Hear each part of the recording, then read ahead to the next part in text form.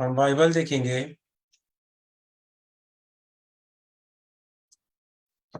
आ,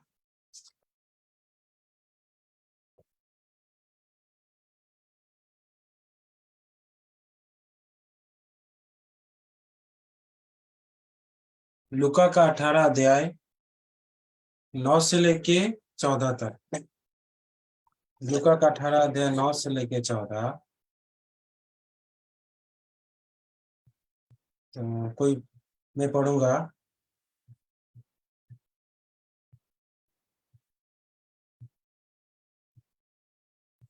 उसने उनसे जो अपने ऊपर भरोसा रखते थे कि हम धर्मी हैं और दूसरों को तुच्छ जानते थे, यह दृष्टांत कहा।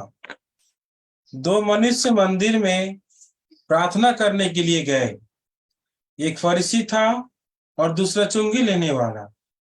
फरीसी खड़ा होकर अपने मन में यूं प्रार्थना करने लगा, हे परमेश्वर, मैं तेरा धन्यवाद करता हूँ कि मैं दूसरे मनुष्य के समान अंधेर करने वाला, अन्याय और व्यभिचारी नहीं, वरन मैं इस चुंगी लेने वाले के समान हूँ। मैं सप्ताह में 2 बार उपवास रखता हूँ। मैं अपनी सब कमाई का 10वां अंश भी देता हूँ।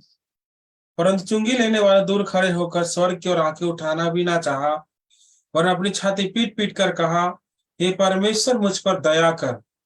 मैं तुमसे कहता हूं कि वह दूसरा नहीं, परंतु यही मनुष्य धर्मी ठहराया जाकर अपने घर गया। क्योंकि जो कोई अपने आप को बड़ा बनाएगा वह छोटा किया जाएगा, और जो अपने आप को छोटा बनाएगा वह बड़ा किया जाएगा।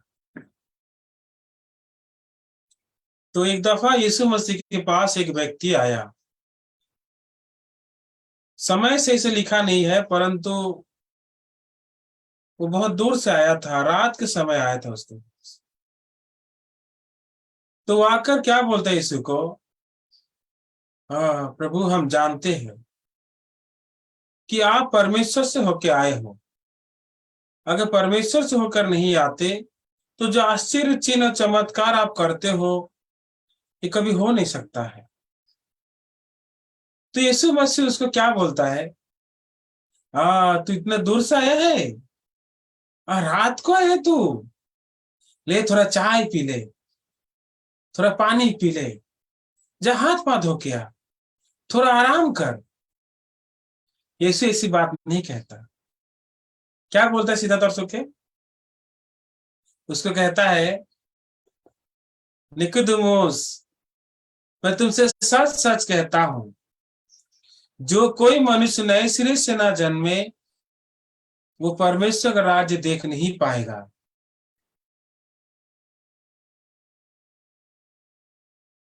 फिर से वो क्या कहता है, वो सुनकर वो क्या कहता है वो आदमी, "ए, इंसान एक बार जन्म ले लिया तो कैसे दोबारा जन्म पा सकता है। एक बार देखते हैं, बहुत इंटरेस्टिंग है चैप्टर। यूहन्ना 3:3।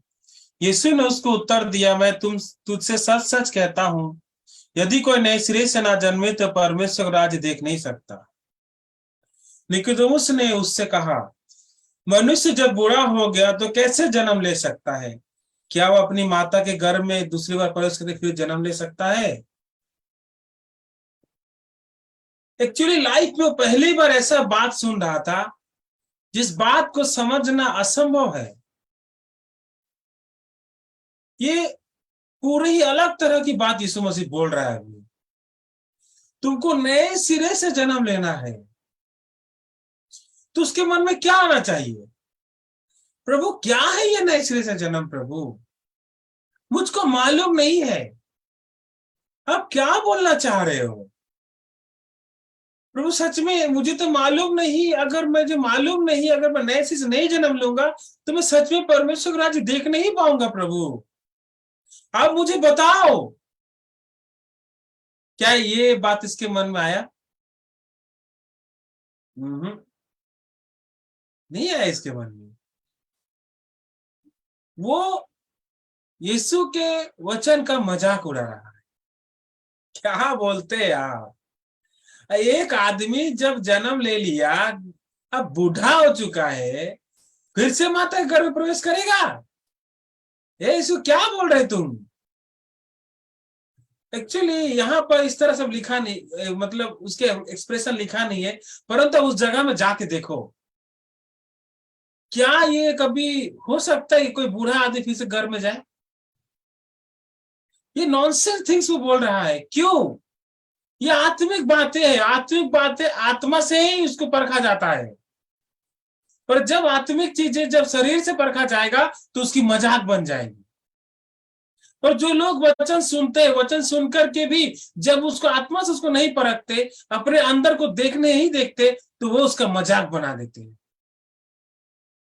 इसे बोला कि तुमको नए सिरे से जन्म पाना है।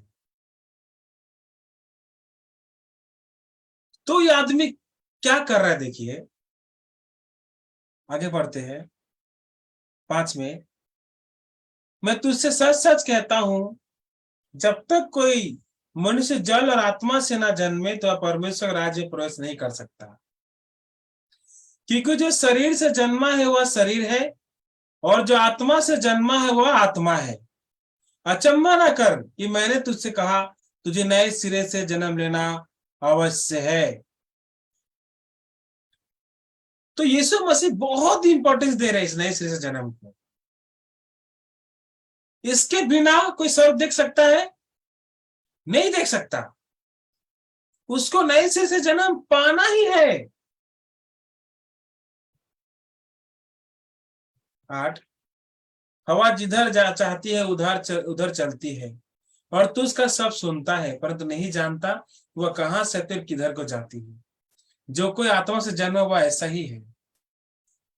निकोदेमुस ने उसको उत्तर दिया, ये बातें कैसे हो सकती है? तो देख के लगता है कि वो यीशु मसीह के पास आया, यीशु मसीह की बातें सुनना चाहता है, वो सीखना चाहता है, परंतु ऐसा है नहीं। वो आया ठीक, परंतु प्रभु का न्याय उसके मन के अंदर में नहीं गया, क्योंकि वो अपने आप को, क्या था वो? फरीसी था, वो ज्ञानी था। उसके ज्ञान ने ही उसको अंधा कर दिया था कि यीशु का बात उसके मन तक नहीं जा पा रही। अगर आज भी अगर हम वचन सुनना चाहते हैं, अगर आज ही परमेश्वर का वचन समझना चाहते हैं, समझने की कोशिश तो करने की जरूरत ही नहीं है आपको। आप सुनो और ग्रहण करो। तो ये ग्रहण नहीं कर पा रहा था, क्यों? क्योंकि ये फरीसी है। मैंने कई जगहों में गया है, मैंने कई लोगों से मिला है। जब उनको प्रचार करता हूं तो वो क्या देखते पता है आपको? वो देखते हैं मेरा उम्र। कितना उम्र होगा इसका? बाच्चा छेले बोलता है कोई कोई तो। कितना? 28 साल। अभी 29 हो रहा है मेरा। 29 साल का बच्चा हमें सिखाएगा? तो मुझे बहुत हंसी आता है। क्या इंसान है ये जो अपने आत्मा को नहीं देख रहा है ये। तो कई कई बार मेरा तर्क इस विषय में हुआ, खास करके यूहन्ना 3 अध्याय। जब तक मनुष्य जल और आत्मा से नहीं जन्मेगा, परमेश्वर का राज्य देख नहीं पाएगा। तो लोगों के मन में क्या आता है? सीधा सीधी पता है ये बात? बपतिस्मा। जब तक मनुष्य बपतिस्मा नहीं लेगा वो स्वर्ग नहीं जाएगा। तो कितना आसान होता है बोलिए तो। सबको लाइन में खड़ा कर दो। आधा आधा बपतिस्मा ले लो, लो लो लो लो लो। हे बपतिस्मा दिया, स्वर्ग चला गया। बपतिस्मा दिया, स्वर्ग चला गया।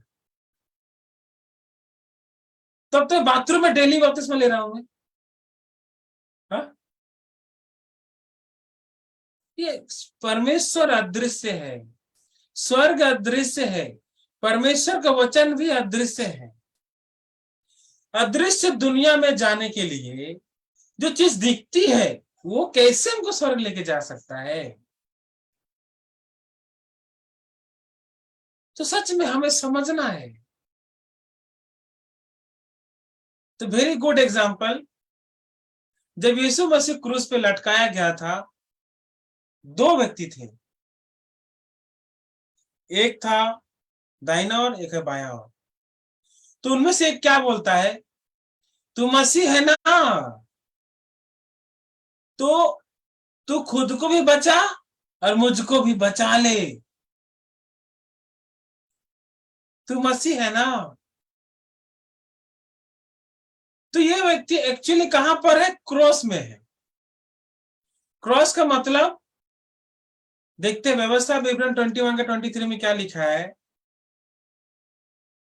आपको जानना चाहिए जो क्रूस में लटकाया क्यों गया था उन लोगों को, लोग नहीं जानते, इसीलिए लगता है क्रूस जब स्वैप स्टाइल हो गया, क्रॉस पहन के घूमते, परंतु उसका मतलब जानना चाहिए क्या है वो असलियत में। 21 का 23 में क्या लिखा है, तो वह सब रात को वृक्ष पर टंगा ना रहे, अवश्य उसी दिन उसे मिट्टी देना, क्योंकि जो लटकाया गया हुआ परमेश्वर की ओर से स्थापित है। इसलिए जो तेरा देश पर उसे हुआ तेरा भाग करके देता है, उसको भी अशुद्ध ना करना। जो लटकाया गया है वह परमेश्वर की ओर से स्थापित ठहरता है। तो जो कोई परमेश्वर की ओर से श्रापित है उसको क्रूस पे लटकाया जाता है। और समझ रहे हो ना, वो आदमी ऑलरेडी परमेश्वर की ओर से भी श्रापित ठहरा, वो इसीलिए उसको क्रूस में लटकाया गया। पर इसके मन में क्या है, हाँ मैं श्रापित नहीं हूं, इसीलिए वो न्याय को मान ही नहीं रहा है कि मैं इससे योग्य हूं, मुझे क्रूस पे ही लटकाना जाना चाहिए। तो क्या ये दया के सामने आया? नहीं, ये सोचता है कि अगर मैं क्रूस से उतरता हूं, बेहतर काम करता हूं, तो मुझे क्रूस पे लटकाने की जरूरत नहीं है। न्याय हो चुका है, क्रूस पे लटक चुका है, परंतु उसका मन अभी तक उस स्थान में नहीं पहुंचा। पर दूसरा व्यक्ति क्या बोलता है, क्या तू परमेश्वर से भी नहीं डरता? क्या तू परमेश्वर से भी नहीं डरता है? अरे परमेश्वर ने ही तो हमको श्राप दे दिया है, इसीलिए तो हम क्रूस के ऊपर है। क्या तू भय नहीं करता? तो इस व्यक्ति के मन में ऑलरेडी क्या है, न्याय आ चुका है। पर इस व्यक्ति के मन में न्याय नहीं आया, तो निकोदेमुस यीशु के घर पे गया, वो यीशु की बातें सुना, परंतु उसके मन में न्याय नहीं आया। क्या आना चाहिए, मैंने नए सिरे से जन्म नहीं पाया, मुझे नरक जाना पड़ेगा तब तो। हे प्रभु मुझे बताओ, मुझे रास्ता दिखाओ। This heart he should have no, ये मन तो उसका होना चाहिए था। पर क्या बोलता है, ये कैसे हो सकता है? बहुत अहंकारी है वो लोग जो परमेश्वर का वचन को सुन करके उसको मानते नहीं, वो वचन के ऊपर बात करते हैं। तो यह व्यक्ति हालांकि क्रूस पे लटकाया गया है, परंतु अपना असलियत को नहीं देखा है। और दूसरा व्यक्ति, प्रभु जब तू अपने राज्य में आए मुझको स्मरण करना। मतलब प्रभु तू स्वर्ग राज्य का राजा है, क्योंकि वो सुसमाचार कहां पे सुना था, जब लोग आके उसके मजाक उड़ाते थे, तू मसीह है ना, तू ये है ना, तू वो है ना, अपने आप को बचा, कुछ करके दिखा। तो तब ये उन लोगों के मजाक के द्वारा जब ये सुना यीशु मसीह के बारे में, इसके मन में विश्वास आया, ये मसीहा है, मसीह मौन रहेगा, कुछ नहीं बोलेगा। आइज़ाया 53, वो उस भेड़ के मेमने के बराबर होगा जो वध होने के लिए जाती है। निश्चय वो त्यागा हुआ लग रहा था। एक बार पढ़ते हैं यशायाह की किताब।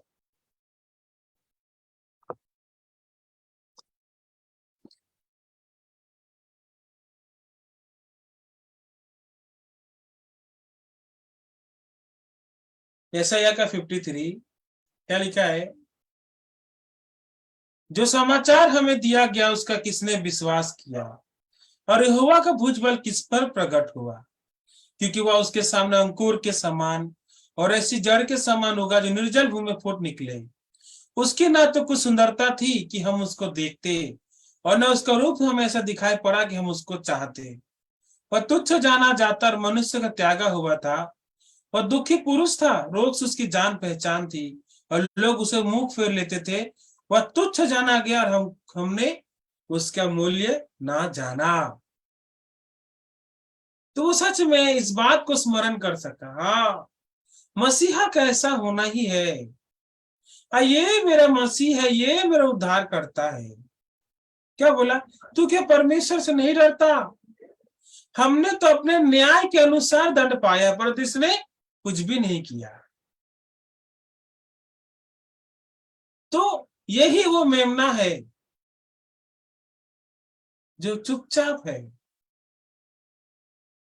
निश्चय ही उसने हमारे रोगों को सह लिया और हमारे दुखों को उठा लिया, और हमने अपने उसे परमेश्वर का मारा कुटा समझा, मारा कुटा और दुर्दशा पड़ा हुआ समझा। परंतु वह हमारे अपराधों के कारण घायल किया गया, और वह हमारे कामों के कारण कुचला कर हमारी शांति उस पर तारना पड़ी, जिसे कोड़े खाने से हम चंगे हो जाए। तो यीशु मसीह को उसने देखकर विश्वास किया, हाँ मैं अपराधी हूं, मैं ऐसा इंसान हूं जो न्याय जो मिला है मुझे, ये पूरे मेरे योग्य अनुसार है। मैं इस योग्य नहीं कि इसके बाद वाले जो राज्य जो है आत्मा की दुनिया में स्वर्ग में प्रवेश कर सकूं। हे प्रभु, जब तू अपने राज्य में आएगा मुझे स्मरण करना। तो उसने वचन सुना, उसने विश्वास किया, और साथ साथ यीशु क्या बोलता है? आज ही तू मेरे साथ स्वर्गलोक में होगा। तो आप मैचिंग कीजिए। यीशु बोला जल और आत्मा के बिना कोई नहीं जन्मेगा तो परमेश्वर आज देख नहीं सकता। तो लोग सोचते हैं कि बपतिस्मा के बिना कोई स्वर्ग नहीं जा सकता, पर ये इंसान, प्रभु क्या बोला? सच सच सच सच कहता हूं, सच सच कहता हूं, बोलता है कन्फर्म, जब तक नए से नहीं जन्मेगा परमेश्वर आज नहीं दिखेगा। तो यीशु झूठा हो गया ना? नहीं, जो हम आंखों से देखते हैं उसको विश्वास करते हैं, पर जो नहीं दिखता उस पर हम विश्वास करना भी नहीं चाहते। तो वो नए सिरे से जन्म लिया था, वो उसने वचन से विश्वास किया। आमीन। तो जब उसने विश्वास किया तो वो क्या हुआ? उसके पाप सारे धुल गए, क्योंकि ऐसा का 53 में लिखा है 10 में। तो भी यहोवा का यही भाया कि उसे कुचले, उससे उसको रोगी कर दिया। जब वो अपना प्राण दोष बलि करे तब वो अपना वंश देखने पाएगा, वह बहुत दिन जीवित रहेगा, उसके हाथ से यहोवा की इच्छा पूरी हो जाएगी। तो परमेश्वर की इच्छा क्या था? तुम पवित्र बनो क्योंकि मैं पवित्र हूं। तो परमेश्वर की इच्छा कब पूरा होगा? जब यीशु मसीह क्रूस पे चढ़ेंगे, वो बलिदान होंगे, और बलिदान के द्वारा, उनके लहू के द्वारा हमारी पाप सारी धुल जाएगी, तो हम पवित्र हो जाएंगे। और यही परमेश्वर की इच्छा है कि वो क्रूस पे चढ़े। तो उसके बलिदान के द्वारा परमेश्वर की इच्छा पूरी होगा। मतलब क्या? वो अपने वंश को देखने पाएगा, ऐसा बोल रहा है। तो ये परमेश्वर का वंश पापी नहीं होता है, परमेश्वर का वंश धर्मी होता है। तो यीशु मसीह क्या करेगा? वो धर्मी ठहराएगा जब वो अपना प्राण दोष बलि करेगा। इसीलिए 11 में क्या लिखा है? वो अपने प्राणों का दुख उठाकर उसे देखेगा और तृप्त होगा। अपने ज्ञान के द्वारा मेरा धर्मी दास बहुतरों को धर्मी ठहराएगा, और उनके अधर्म का कामों का बोझ आप उठा लेगा। आमीन। अब मेरे पापों का बोझ इसे उठा लिया, मेरे पापों का बोझ यीशु ने उठा लिया, मेरे अधर्म का बोझ उसने उठा लिया, उसने मुझे धर्मी ठहरा दिया। इसलिए बोला वो, प्रभु जब आपके राज्य में आएंगे तो मुझे याद करना। तो उसने नए सिरे से जन्म पाया कि नहीं पाया? पाया। कैसे? वचन से। जब वचन को उसने विश्वास किया, जो जल का प्रतीक है। अगर आप पहला पत्र 31 भी देखोगे तो वहां पे भी वचन के द्वारा नए सिरे से हम जन्म प्राप्त किया, ऐसा लिखा है। तो वचन जब वो सुना तो उसने विश्वास किया। जब उसने विश्वास किया तो उसके पाप सारे धुल गए और परमेश्वर का आत्मा उसको मिला, वो भी यीशु मसीह के बलिदान के द्वारा। जो आत्मा जो है वो पवित्र आत्मा को दिखाती है। जब तक एक मनुष्य के अंदर में पवित्र आत्मा ना आए, वो इंसान कभी भी अपने आप को पवित्र नहीं कह सकता है। जब तक पवित्र आत्मा ना आए, वो कभी भी अपने आप को धर्मी नहीं कह सकता है। तो वो इंसान जो अभी तक खुद को पापी कह रहा है, वो इंसान अभी तक भी पवित्र आत्मा को नहीं पाया। तो जब वचन पर विश्वास करोगे तो आपको उद्धार मिलेगा, और उद्धार मिलने के बाद परमेश्वर का आत्मा आपको दान के रूप में दिया जाएगा, अर्थात जल और आत्मा। आमीन। तो स्वर्ग जाने के लिए, परमेश्वर का राज्य प्रवेश करने के लिए मनुष्य कुछ नहीं कर सकता है, सब कुछ परमेश्वर उसके लिए करता है। परमेश्वर ने हमारे पापों को धो दिया है, यीशु मसीह के बलिदान के द्वारा हमको पवित्र कर दिया है। इब्रानियों 10:10 में लिखा है, उसी इच्छा से यीशु मसीह के देह के एक ही बार बलिदान चढ़ाए जाने के द्वारा हम पवित्र किए गए हैं। तो परमेश्वर भी पवित्र, हम भी पवित्र, तो हम अवश्य ही अनंत जीवन में राज्य करेंगे। हमने नए सिरे से जन्म पा लिया जब हमने विश्वास किया। तो क्या प्रॉब्लम है? इन लोगों ने जो है कभी भी मन नहीं फिराया। क्यों? इनका मन भर्ती था, ये अपने स्थान को बैठे हुए थे, इनका मन का मालिक वो स्वयं थे। इसी वजह से एक तो पोजीशन पकड़ लिया, और एक व्यक्ति ये जो है जो क्रूस पे लटका था, और एक जन ये अपने आप को पकड़ के रखा था। यीशु मसीह सामने क्रूस पे मर रहा था, फिर भी विश्वास नहीं कर सका। ये सोचा हम उनसे बेहतर है।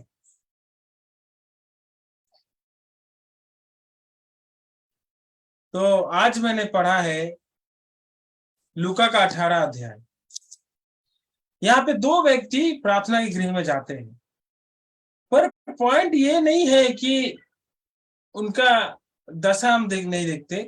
पॉइंट ये है, क्या दिया है, जो अपने ऊपर भरोसा रखते हैं कि वह हम धर्मी है और दूसरों को तुच्छ जानते या दृष्टांत का। जो व्यक्ति अपने आप को सटीक जानता है, जो अपने आप को सही सोचता है, उसके विषय में लिखा है, वो सोचता है, क्या सोचता है, कि मैं धर्मी हूं। अर्थात उसकी धार्मिकता जो वो पकड़ के रखा है, ये धार्मिकता मत सोचिए कि परमेश्वर का अनुग्रह से मिला उसको। ये धार्मिकता जो पकड़ के रखा हुआ उसकी भलाई है, उसकी अच्छाई है। क्यों? देखिए क्या बोलता है वो। फरीसी खड़ा होकर मन में प्रार्थना करने लगा, परमेश्वर मैं तेरा धन्यवाद करता हूं कि मैं दूसरे मनुष्य के समान अंधेर करने वाला, अन्याय और व्यभिचारी नहीं, वरन इस चुंगी लेने वाले के समान, इस चुंगी लेने वाले के समान। मैं हफ्ता में 2 बार उपवास रखता हूं, मैं अपने कमाई का दशमांश भी देता हूं। तो इसके मन में क्या स्थापित है? क्या इसके मन में यीशु का बलिदान स्थापित है? क्या इसके मन में यीशु का लहू स्थापित है? नहीं। इसके मन में क्या स्थापित है? उसने क्या किया है, वो कैसा जिया है। तो जिसके वजह से क्या है, ये अहंकारी बन गया। वो दूसरे के साथ अपना न्याय करने लगा, ये आदमी ऐसा, वो ऐसा, ये ऐसा है। तो आज शैतान कैसे धोखा दे रहा है, परमेश्वर की धार्मिकता को ग्रहण करने नहीं देता है लोगों को। वो क्या कर रहे लोग, ताकि परमेश्वर की धार्मिकता से अनजान होकर अपने धार्मिकता को स्थापित करने में लगे रहे। तो ये अच्छे कामों को बता रहा है, पर जो लोग अब देखोगे, जब वो लोग प्रार्थना कर रहे होते हैं, ये अपने बुरे कामों को बोलते हैं। तो काम का बोलना, ये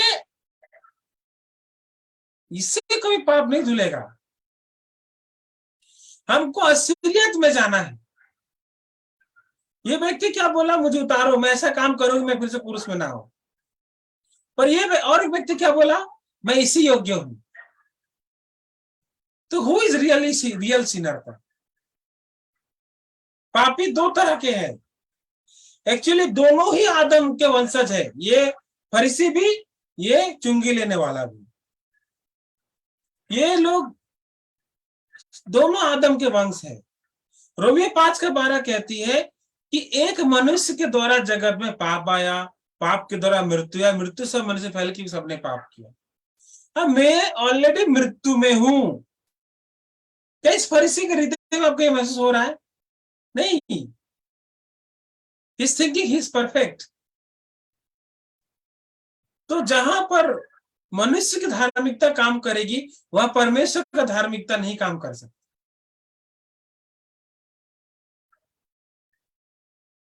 तो अभी क्या हुआ, ये प्रार्थना कर रहे ऐसे, तो लोग अभी क्या प्रार्थना करते, परमेश्वर मैंने झूठ बोल दिया, मैंने गुस्सा कर दिया, मैंने ये कर दी, मैंने वो मिस्टेक कर दिया, प्रभु मुझे क्षमा कर दो।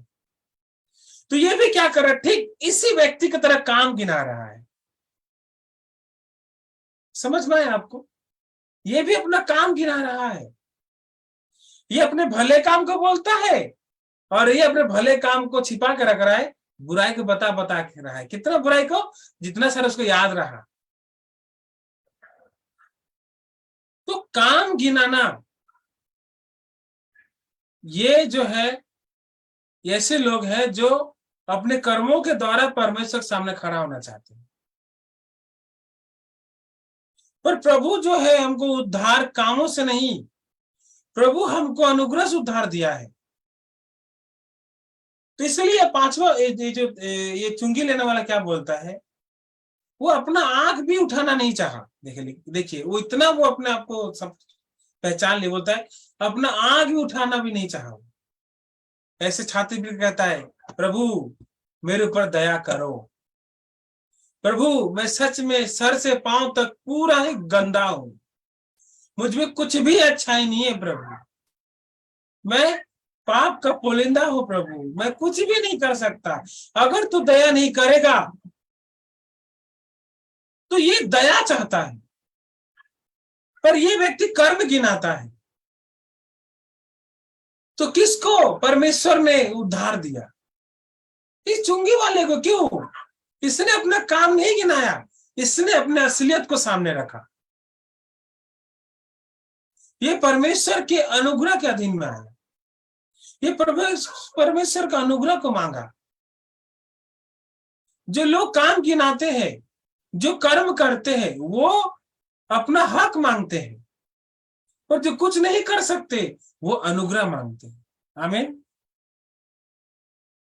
हम जन्म से ही पापी हैं। हम चाहे जो कुछ भी क्यों ना कर ले, हम बच नहीं सकते। इसलिए हमको परमेश्वर ने उद्धार करता दिया, जिसका नाम यीशु मसीह है। वो यीशु मसीह जगत में आया, हमारे पापों को उठा लिया और क्रूस पे मर करके हमारे सारे पापों को धो दिया और हमको धर्मी, पवित्र, सिद्ध कर दिया। आमीन। तो यीशु मसीह का वैल्यू किसके मन में है ज्यादा? क्या इस फरीसी के पास या फिर इस चुंगी वाले के पास? इस चुंगी वाले के पास, क्योंकि वो कुछ नहीं कर सकता, उसके लिए प्रभु कर दिया है। तो सारा जीवन इसी मन को लेके जिएगा, प्रभु मेरे जैसे इंसान को बचा दिया, प्रभु मेरे जैसे इंसान को अनुग्रह दिया। तो ये मन जब उसके मन की अगुवाई करेगी तो यीशु उसके मन में आ गया, यीशु का कर्म उसके मन में बड़ा हो गया, तो अब यीशु के चला चल सकता है। तो जब यीशु उसको चलाएगा, क्या फिर से वो पाप करने जाएगा? नहीं, वो बताने लगेगा, देखो मेरे जैसे गंदे मन इंसान को प्रभु ने धर्मी ठहराया है, तुम भी विश्वास करो। पर जो व्यक्ति कर्म करता है उसका मन अनुग्रह से नहीं चलता, तो वो सारा जीवन क्या करते रह जाएगा? लड़ते रह जाएगा अपने आप से, क्या अच्छा करूं, क्या बेहतर करूं। ये करते करते एक दिन मर जाएगा, नरक में चला जाएगा। तो इन दोनों व्यक्ति में दो तरह के मन दिखाई देते हैं, एक है अनुग्रह पाने के मन, और एक आदमी है जो हक मांग रहा है, एक आदमी जो अपने काम गिना रहा है। हम जब बाइबल देखते हैं क्या लिखा है इफिसियों की किताब में, इफिसियों का 2 अध्याय हम देखेंगे। इफिसियों 2 अध्याय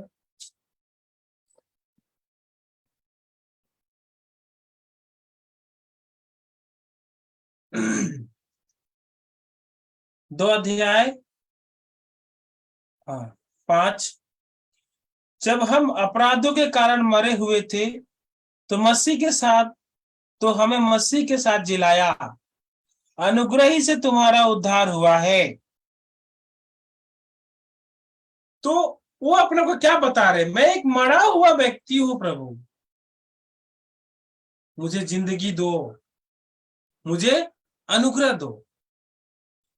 तो उद्धार जो हमको मिला है ये हमारे कर्मों से नहीं है, ये परमेश्वर ने हमको अनुग्रह से दिया है, कर्मों से नहीं है उद्धार। इसलिए आगे देखते क्या लिखा, 8 में क्या लिखा है, क्योंकि विश्वास के द्वारा अनुग्रह से तुम्हारा उद्धार हुआ है, और यह तुम्हारी ओर से नहीं वरन परमेश्वर का दान है। तो प्रभु हमको उद्धार एक दान के रूप में देना चाहता है, हक नहीं देना चाहता, दान के रूप में देना चाहता, कि हम परमेश्वर के सामने जब खड़ा हो धन्यवाद के लिए कुछ ना कह सके। आमीन। जब किसी को दान देते हैं ना, तो इंसान कुछ नहीं बोल सकता, एक ही चीज बोल सकता है, धन्यवाद कि मुझे आपने ये चीज मुझे दिया। मैं नहीं खरीद सकता था पर आपने मुझे दिया। तो लोग परमेश्वर का धन्यवाद करना नहीं चाहते, इसीलिए ही वो अपने कामों को गिनाते हैं। एक बात जानना चाहिए कि चाहे हम जो कुछ भी कर ले, प्रभु को वो संतुष्ट नहीं कर सकता है। प्रभु अगर किसी से एकमात्र संतुष्ट है वो यीशु मसीह से। यीशु मसीह क्या क्या गवाही दी यीशु मसीह के विषय में परमेश्वर ने, या मेरा प्रिय पुत्र है इसी से मैं प्रसन्न हूं। परमेश्वर आपसे प्रसन्न नहीं है, प्रभु यीशु मसीह से प्रसन्न है। तो जब यीशु मसीह को आप विश्वास करते हो तो उस विश्वास को देख करके परमेश्वर को खुशी मिलती है। तो हम अपने कर्मों से उसको संतुष्ट नहीं कर सकते।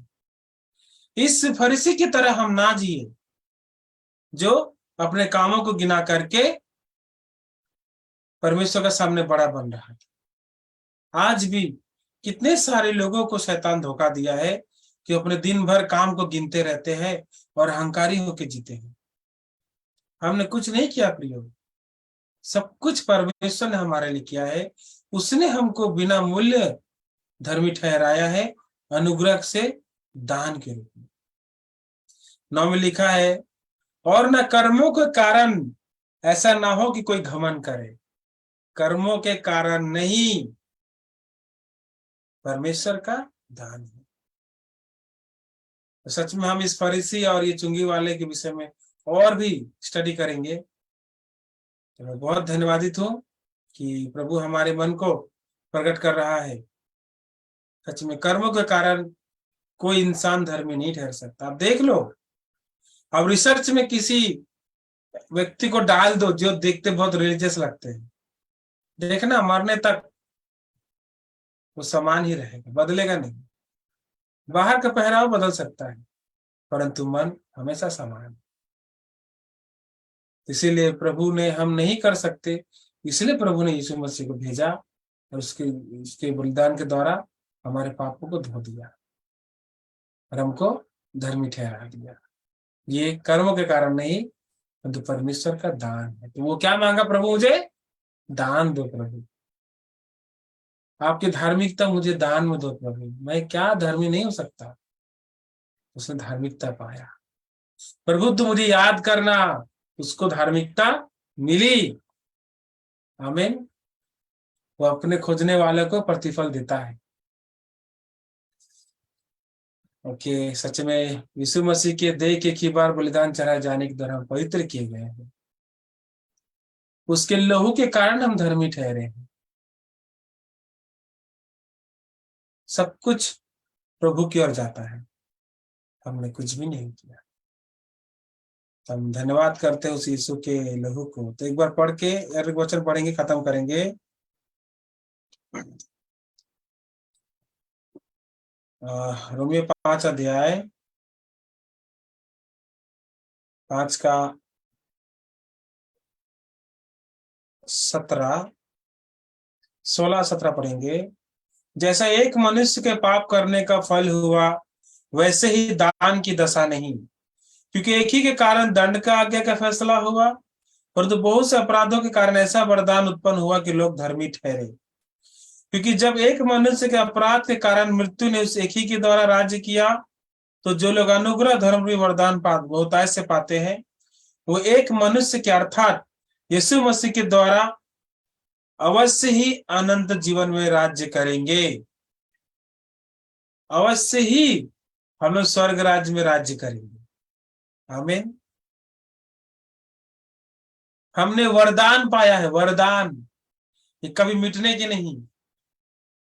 हम धर्मी है, ये वरदान में हमको मिला है, हमको धार्मिकता। आमीन। वरदान में,